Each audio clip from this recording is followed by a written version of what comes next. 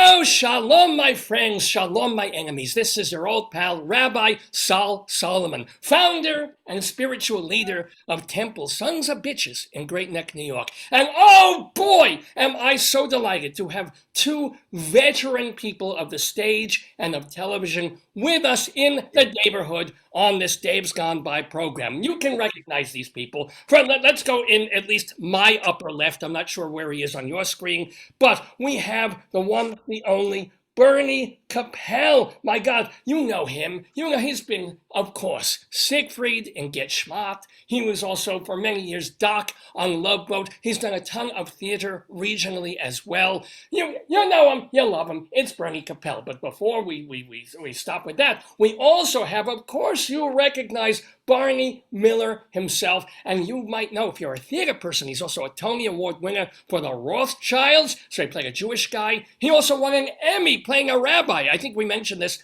last time when he was on this show. He was even the host of Animals, which, I'm sorry, that's a redundant title, but fine. Two-time daytime Emmy winner for FYI. Oh my God, FYI, we have with us Bernie Kopell and HAL Linden. Shalom to you both. Shalom back to you. Shalom. So both of you are currently in a play at the St. Clement's Theater off Broadway. It's called, what else could it be called? Two Jews Talking. And there's two one-act plays with Jews talking to each other. It's playing now through at least October 23rd. So first of all, the inevitable question, how are you guys feeling? And how do you guys hold up after doing really 4 shows on a weekend? Friday, 2 on Saturday, on Shabbos. I don't know why you're doing it on Shabbos, but then 1 on Sunday also. How are you managing? Managing well, managing very well. We're getting full houses. We're delighted with that. It's a treat at my age and at Hal's age. By the way, it's so wonderful to be working with Hal. I've admired him for such a long time. I don't want to use that old thing about I've admired him since I was a little boy. I'm not going to say that. But, he's a brilliant actor and great friend. We're having a ball. Bernie, you're absolutely right. I'm admirable. Yeah, there's that Jewish humor creeping through. Yes, When you go on stage, you do the show. The answer to your question, by the way, is we've been doing it for a while. This is not something new for either one of us. We've been in the theater I made my Broadway debut in 1958. I'm lousy at math, so you figure out how long ago that was. I need an abacus for that. I couldn't even tell you. Right.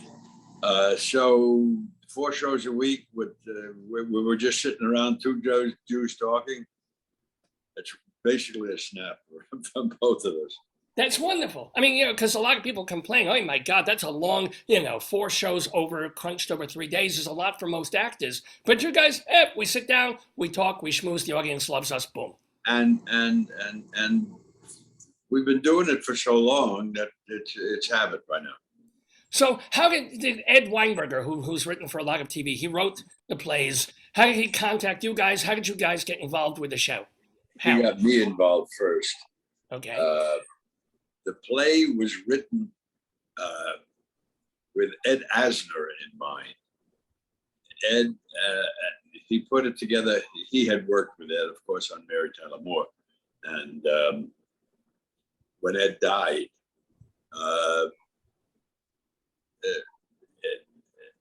Ed Weinberger called me, and we got Bernie involved. So that's the beginning of the show. How high was Bernie on the chart? Well, once they got you, was there a lift and this, or was Bernie like all the way up? Oh, gotta be Bernie, gotta be him. They had a list, and the list was, let's see which Jews are still alive. And I was one of the alive ones, and I got lucky. Well, we've, of course, been very lucky to see both of you on TV and things like that. Bernie, I read somewhere, or maybe it was on your website or something, that you actually did voices on the Jack Benny show. Was it? Did you know Jack Benny? What? Jack Benny was such a prince, and I had some questionable experiences with some major stars. But Jack Benny at one point during our sketch, a brilliantly written sketch, Jack said, "How come you know your part so well, you son of a bitch?" So I said, "Well, working with you, I couldn't bear to mess up, so I just went over it 1,000 times." And this is what he did. He just went and made this gesture like, "Don't praise me." It was just so sweet. And, he had a team of writers. And I remember Dennis Day on the show. He says, "Oh, I love it when Mr. Bernie invites me to his home for dinner. The food is always so great and the prices are so reasonable." Oh my! Wow!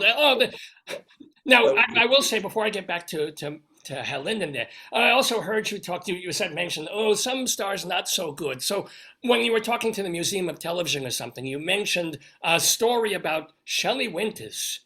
Let's not get into that, please. We want to just keep positive things happening here, okay? All right, tell the story then about Eva Marie Saint instead. Eva Marie Saint, the word fits her name. We were in Greece, and I was studying for a play that I was going to be doing when we come back to LA. And she's passing by on a break. She says, "Bernie, what are you doing?" I said, "Well, I'm reading this play and I'm studying the play. So when we get back, I'll be more and more familiar with it." She said, I couldn't believe this, an Academy Award winner and a beautiful human being. She said, "Would you like me to cue you?" Oh, I said, I couldn't do that. I said, "You're an Academy Award winner." She said, "I do it for all my friends." So I said, "Well, reluctantly, okay, I'd appreciate it." And she did that. And then I thought after she cued me, I said, "I wonder if she did that with Brando, with On the Waterfront." She was just an angel of a human being. Well, let me ask HAL LINDEN then, and all the people that you've worked, and you've done probably a bit more theater than Bernie Kopell, but you've also done a ton of movies and television things. Who's a mensch, who's a great human being that you've worked, that you have a story about? How about Judy Holliday? How about her? Bells are ringing. Yes, please. That was my very first show. I was the understudy, and I was thrust onto the stage before I ever had any rehearsal with Judy. Mm. So here I was at a Saturday matinee doing the show, and we get to the number Just in Time, which is from Bells Are Ringing. And Just in Time was done in one, which means down in the front of the stage with a flat right behind it, a curtain right behind it. And all it was, the only staging was we were on our way to a party. And I took her in my arms and danced with her. Just in time. And I danced right across the stage to the other side of the stage. Well, I just took her in my arms and I started singing in her ear, basically, you know. And I got about 4 bars into the song when I felt her hand on my back twisting me like this. And I realized she was turning me so that I would face the audience, because I was just holding her where I was singing into the wings, basically. And she just turned me so that I would be facing the audience. She did that the whole show for every actor. She would turn her back to the audience so that the attention would be on the actor whose scene it was. Right. That's a pro. She was a pro and a helper. You make the show better by making everybody better. That's the idea. Correct. Yes, that's a. You're absolutely right, but not every actor thinks that way. Oh. Most actors think, "How can I get the attention on me?" And but here was a star over the title. Everybody knew. Nobody else had a name. And she would just put the attention on whose scene it was, who had to be the center of attention. Now I do have my point is, it's not only a theatrical move, it's a human move. Yeah. It's a it's a personal attribute of someone who thinks in that line. You asked me who's a mensch. Mensch is a male term, but it refers to a mensch like as well. Mensch-like activity, mensch-like behavior, and I can only. That's what she was. Wow. Well, let me also ask some more. But since I've got you, Hal Linden, and Bernie, I promise I'll get back to you too. But whether they behaved as mensches or not, but I would love a story about working with Jack Lemmon and Walter Matthau, because you were in a movie with them. It wasn't an Odd Couple thing. It was called Out to Sea, and Donald O'Connor was there too. Do you have any stories about any of those people? Other than that, Matthau was a very funny human being, and Lemmon was a very human being. He was open to everything. And Matthau saw the humor in everything. I can't give you any specific details. I didn't have that many scenes with him, quite honestly. I did most of my scenes with Donald O'Connor, who was also a pretty nice guy. We got the only thing I can tell you about Donald O'Connor is there was we played dance instructors on an ocean liner. Bernie, you know about ocean liners, don't you? Oh yes, I have some remote memories of that. Yes. And I'm wearing ships on my shirt in case you can't see. So yes, it's all. We played dance instructors, and they did one number where they did the Macarena, was popular at the time. Yeah. And Donald O'Connor kept asking me, "How do you do that?" He asked you for dance tips. That's right. Great. How do you do the Macarena? So that's sweet. It's lovely to just hear these stories. Bernie, I'm not just looking for dirt. I'm looking for funny or human stories about people. For example, your long-term collaboration, if you will, that didn't just stop with Get Smart, but with Mel Brooks, because you were on When Things Were Rotten too. So are you still in touch with Mel Brooks? Do you consider yourself like an acquaintance friend? Any great stories about him? You read Mel's book, I'm in it twice, referring to Get Smart and then When Things Were Rotten. But Mel, when I was doing Get Smart, I said, "Oh, Mel is coming," because he was busy with feature films at the time. But he would come to our set, and he and his lovely wife had just come back from a tour of Italy. So I said, everybody's gathered around. "Oh, Mel is here, Mel is here." So I said, "Mel, when you were in Italy, what was the greatest architectural achievement you saw in Italy?" Without missing a beat, he says, "Carlo Ponti's elevator shoes that permit him to kiss Sophia Loren on the lips." Mel Brooks, holy mackerel. There's something that I remember very well. I had done a ton of Bewitched with the gorgeous Elizabeth Montgomery. And every year rolls around, and I had done a ton of them, especially the 100-year-old Apothecary, which took about 2.5 hours in makeup. If I did it today, I'd sit in the makeup chair and the guy would say, "What do you need? You're fine, get out of here." Anyway, so every year, Harry Ackerman, the head of Screen Gems, would have auditions. So I auditioned one year, and I said, "Oh, I prepared everything for Harry Ackerman, and all the writers are around." Nothing happened. The second year, the same thing happened. The third year, I put everything together, everything I could remember, nothing happened. The fifth year, the same thing happened. The sixth year, I get called in, and everybody's all gathered around.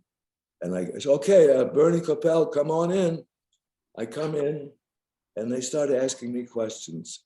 I don't say a word. I don't say anything. I just stand there. And then they said, "Well, would you like to say something?" I didn't say anything. I just reached into my pocket, and I learned to skip rope at that time. And something happened here? Hal Linden is skipping rope as we speak. I lost the picture. Okay. So did I. We still hear you though. There it is up there. Wait a minute. There you go. Welcome back, Shalom. Okay, may I finish this story? Yes, please. Please, I'm sorry. I think it was my computer that screwed you. Go. Well, it's nice. It's nice to happen to you every once in a while. Anyway, so I just stand there. I reach into my pocket and I pull out my skip rope, and I do 3 minutes skipping, and another big finish. This, and a double boom. I just stare at them, and I walk out. And then he comes in the outer office, and he says, "Bernie, what happened? What happened?" I said, "You've seen everything else," and I walked away. And I still didn't get the fakakta part. I thought, oh, that was a twist. I thought, oh well. Was Right. it? Can I ask you both, since you've been in the business so like literally 70 years, was there a role either of you was up for that you really wanted, that you would have been great for, but it just didn't happen because you've had great luck getting the roles you did? But was there one thing that's like, oh, I wanted that, and it went to someone else? It happened to me on Broadway. Actually, I got the part, but circumstances were such. It was the second road company of Music Man, right after the original Broadway. So it would be 1961 or 2, something like that. Yeah, my daughter, I got the part, but I had just had a baby, my first child, and I couldn't, what do I do? Go on the road and leave my wife home with the baby, or travel with a 1-year-old or a 9-month-old baby? So we figured out what it would cost to take a nanny with us.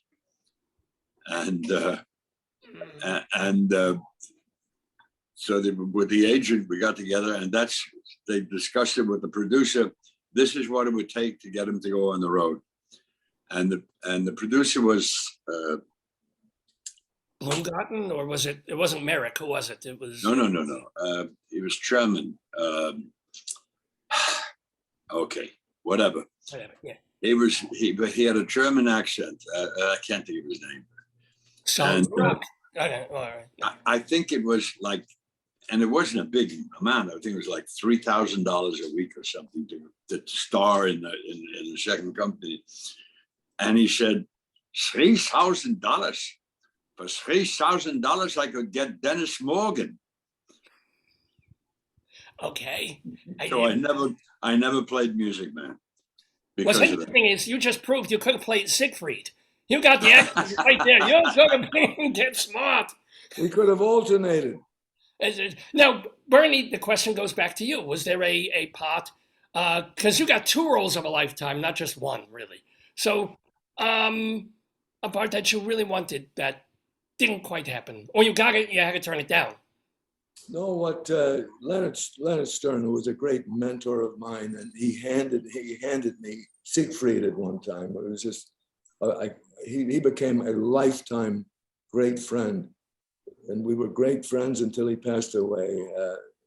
47 years, the guy was just wonderful to me. But at one time, he said, "Bern, would you like to do this part in Run, Buddy, Run? This would be for the lead. Run, Buddy, Run." I said, "I'd love it." I had no idea what it was. So I'm leaving his office, and he looks out the window and looks at me. He says, "Bernie, run funny, okay? Can you run funny?" I said, "Oh yeah," and I ran funny, and he laughed. Anyway, I had it for 8 months of my life. Then I get a call to come into the office of Talent Associates. And one of the guys I was not that crazy about, he's on the phone. He said, "Yeah, hold on, this will just take a second." He said, "Bernie, sorry, you're out of the sketch. You're out of the sketch. So go home, have a drink, have a nap." He says, "Okay, Harry, I'm back on the phone." This was very disappointing. My father was passing away at the same time. But these things happen. These things happen, and you got to roll with it. You got to roll with it.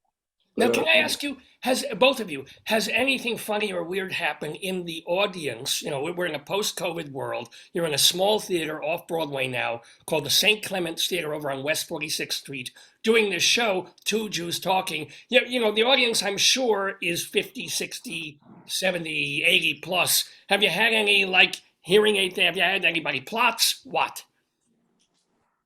No problem. I haven't seen any problem. Have you, Bernie? No, we didn't have any problem like that. But what was unusual, we started our run in North Carolina. I think there may be 3 Jews in the entire state. So we did it, and surprisingly and delightfully, they loved it. Yeah, and that was very gratifying. Well, we haven't said what the plays are actually about. So if you were to explain to Goyim what the 2 one-act plays in Two Jews Talking are, either one of you, how would you say, hey, come to the St. Clement's Theater and see this? What happens? Go, Hal. I think it's just the interreaction of 2 people of age, sharing their concerns. Yes, they're both Jews, so it turns it stays in that context. But it's just you know, when I heard the title, I said to Ed, it might be a limiting title. Do you think we'll only get? I mean, there aren't that many Jews in America. But then, as we worked on it, it appeared to me it's the most honest title there is, because that's what it is. Just 2 Jews sitting on a bench or on a rock, talking to each other about what their concerns are. And those concerns are universal, really, when you think about it. It's about faith. It's about friendship. It's about the physical disabilities of age. And I think it resounds with a lot of people. You don't even have to be old to appreciate what we're talking about. Or you certainly don't have to be Jewish to appreciate what we're talking about. And if I can ask you, or Bernie, in the sense of, like you said, you've been working on this for quite a while. It was North Carolina, then the COVID. Yeah. So between that table read, and we were first rehearsing it, and now, what are things you discovered about the play, or maybe changed in the play or in your performances that weren't there 2, 3, 4 years ago? Well, it wasn't years. It wasn't years. It was just this year. Oh, all right. Okay, sorry. Just this year. Defining what the play was about, defining what the characters are about. That's what the rehearsal period is about. Is attempts. Try this, try that. Does this work? Does that work?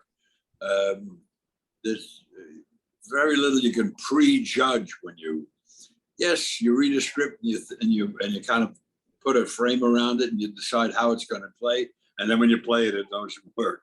So that's what the rehearsal period is about. It's about finding the play and the relationship. And I think, I think it did change from day one, certainly, to what we have now. Now, Bernie, was there a moment when you were either in rehearsal or already into the run somewhere where you knew you had the character? Like sometimes even at the end of rehearsals, you feel like you kind of got it, but you're not all the way there. Was there a line or a moment where like, I'm there? You mean an epiphany? Yeah. Okay. Yeah.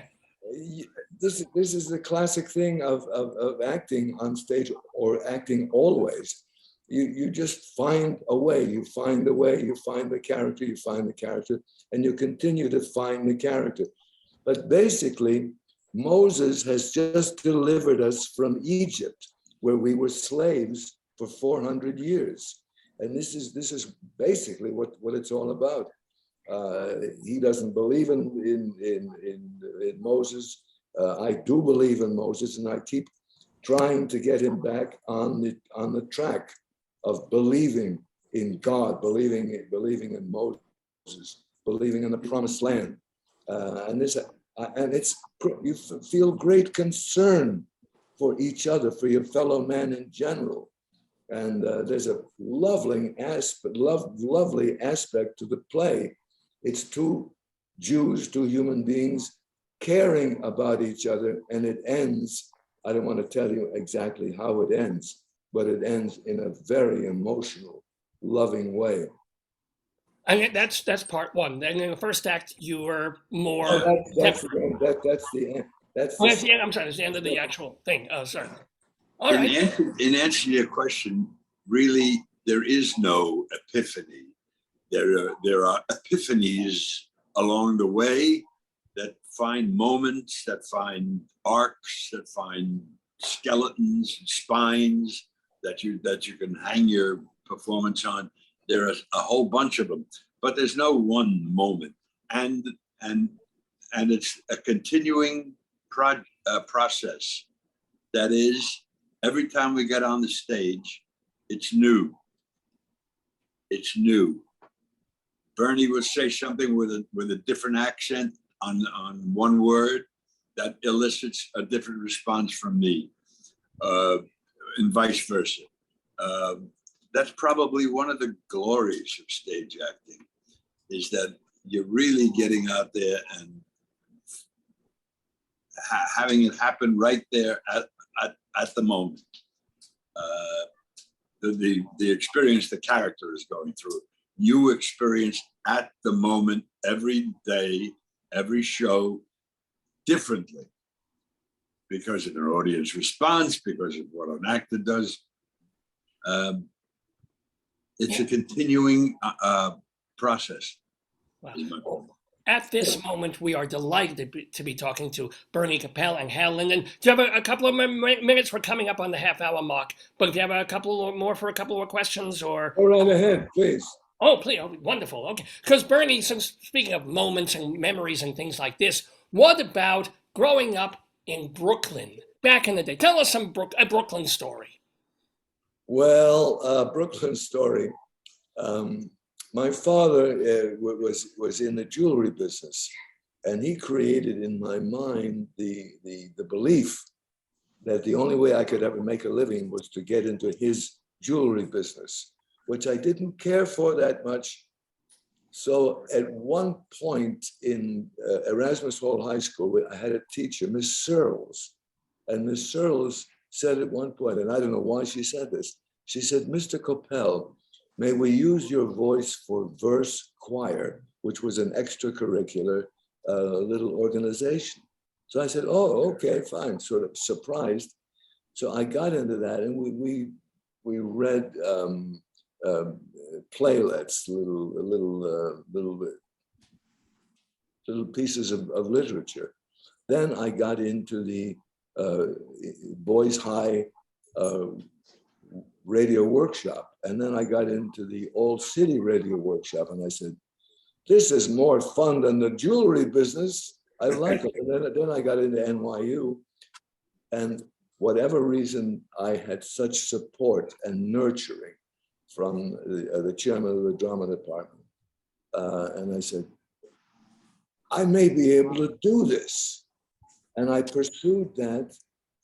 And there were a lot of no's, a lot of forget about it. Who do you think you are? You're not.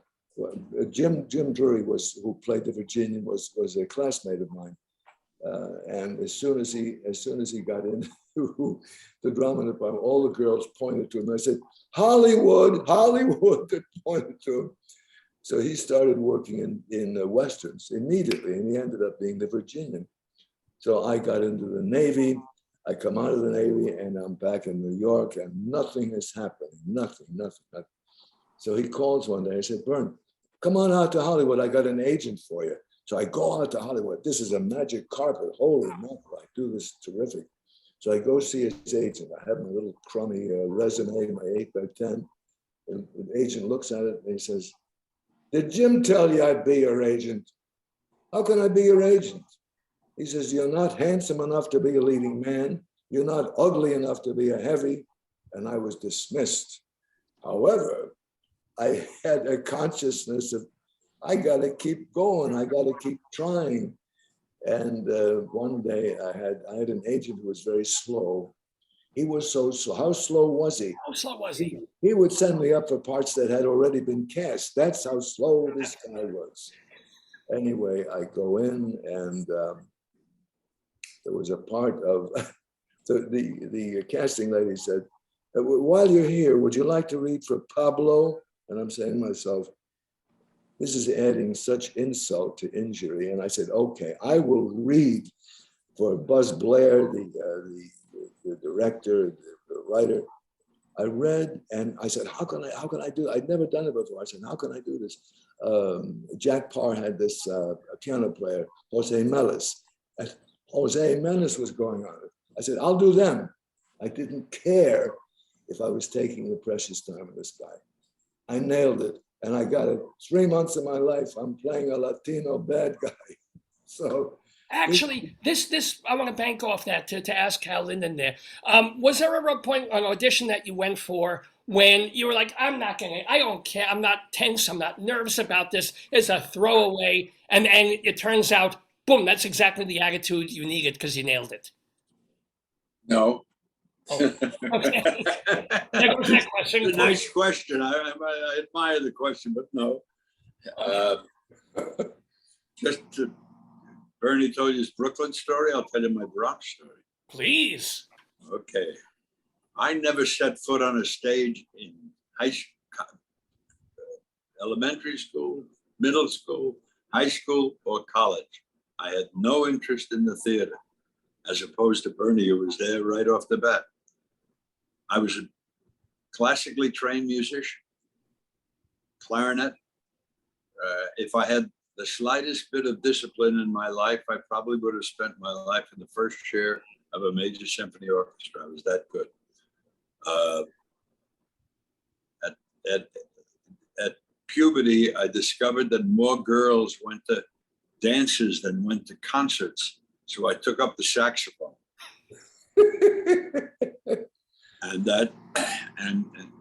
and became a jazz musician. I played in the big bands. Were you in Artie Shaw or Benny Goodman or any of them? Not quite. I never got to the Glenn Miller, Tommy Dorsey level, but I did play with Bobby Sherwood. I don't know if the name Ray McKinley, Les Brown. And the renown, yes. Yeah. Singing saxophone player. That was my seat. I never got to be the boy singer in the band. And it was only accidentally that I became an actor. In the Army, a piano player that played with us, I was in an Army band, and we had a piano player. We used to play the Officers Club on weekends and the Service Club and all those things. And he used to get borrowed by special services. And one day, because they didn't have a piano player on staff, so whenever they had to do a show, they would borrow him. And one day he just turned to me and said, you want to sing a song in the show? I'll have to borrow you too. I said, okay. And anyway, that was the first time I ever sang a song without a saxophone hanging around my neck in a theatrical context, and it started the whole thing. Was there ever a point when? Let me just point out that he asked me. I didn't ask him. That has haunted me my entire life. What if he didn't ask me? Would I have found a different way to get into it? I have no idea. Huh. I mean, well, it's always, everything is serendipity. Everything is being there at the moment. There's luck. I mean, if you hadn't had the mustache, would you have been cast as Barney? We'll never know. You did. So you were. You know, we can never really foresee those. Was there ever a moment, though, when you were thinking of giving, the acting thing, giving up, I'll just go back to music, or you had, like Bernie did, no, I'm doing this no matter what? Actually, I was very much in demand as a singing saxophone player. And once I made my Broadway debut, or actually once I made my Broadway debut, I put the sax in a closet, and I said, I'm not going to take any more gigs. I got to concentrate on this because it was too seductive. There were too many requests. Come back, and you know. I specifically put music behind me. What happened was I made a living for about a decade doing understudy work, backers auditions, demonstration records, jingles, you name it, anything associated with the business. I made a living. Yeah. I never had to wait on tables. I never drove a cab. I never did any of that stuff. So I never was really seduced to leave the business. I never really was close to giving it up because I was surviving. I raised 4 kids on the west side of Manhattan during that period. I wasn't really solvent until I had 4 kids. And it's, you know, I was even going to mention that you were in an industrial called Diesel Dazzle that still exists. You know, they make a record of this thing. Oh yeah, So, industrial shows. Did I leave that off the list? I did anything that there was to do associated with theater, and occasionally in that. Actually, I'm talking about a decade, from about 9 years. I did about 6 or 7 or 8 Broadway shows as a standby or in a small part. So I just kept. You make scale. You do what you got to do, and it got you and 4 kids through with Mazel McGlick. Now, speaking of things that you're doing, through October 23rd, people can go see you, both of you, at the St. Clement's Theater in the show, Two Jews Talking. But it's actually called the Theater at St. Clement's. You're right. Because St. Clement's on a different day is a church. So it's not in the church, God forbid. It's in the actual theater at St. Clement's over on West 46th Street, just off 8th Avenue. It's like between 8th and 9th. It's Restaurant Row, or 1 block over from there in New York. So let me ask you a last question, because I know, you've been so delightful giving us your extra time here. What are your plans for October 24th? Barney, you're going to be on the boat. My plans, if you can read what's on my little shirt here, Love Boat. Gavin MacLeod, my dear, dear friend and co-actor. We're honoring Gavin MacLeod, who passed away about a year ago. And I've probably known him the longest of all the Love Boateers. And we're honoring Gavin with a special cruise. And I'm delighted to do that. He was amazing to be with. They tried, we had 3 pilots. The first one, the captain, was a very handsome Australian, blonde hair, blue-eyed. But ABC said, well, this guy's not really right for this, very nice fella. He's not right for this. The second one was a guy on the soaps. And they said, again, he wasn't right. So ABC now is getting a little bit fed up with us. And they said, we're not going to send you out on the ship anymore. We'll do the 3rd pilot on the Queen Mary, which we did. And Gavin, I met him on McHale's Navy, and he was not very happy because he didn't really have enough to do, because he had just come off this a film with Cary Grant, Operation Petticoat, and then he did the Mary Tyler Moore Show. Great, great words. Let's get Gavin MacLeod. He was a little reluctant. We got him, and he had everything that they wanted in the captain. He had the authority, he had the humor, he had the kindness, and that kept us going for 10 years and then an additional 3 years. So, and then he passed away, a dear, dear friend. So we'll honor him with a cruise. Are you saying it's a cruise that fans of the show can be on, or is this just for former members of the cast and crew? When you say it's a cruise, Who's cruising? Who is The cruise is all the Love Boat people Hmm. will be saying something in honor of Gavin, but all the people who buy tickets to be on the cruise is great. So that's what keeps Princess thriving. Of course. And what about you, Hal? First of all, actually, while I bring that up, are you in touch with any old Barney Miller people? Barbara Barry's still alive, I believe. A couple of the guys. I haven't seen Barbara in a long time. Max Scale and I are still friends.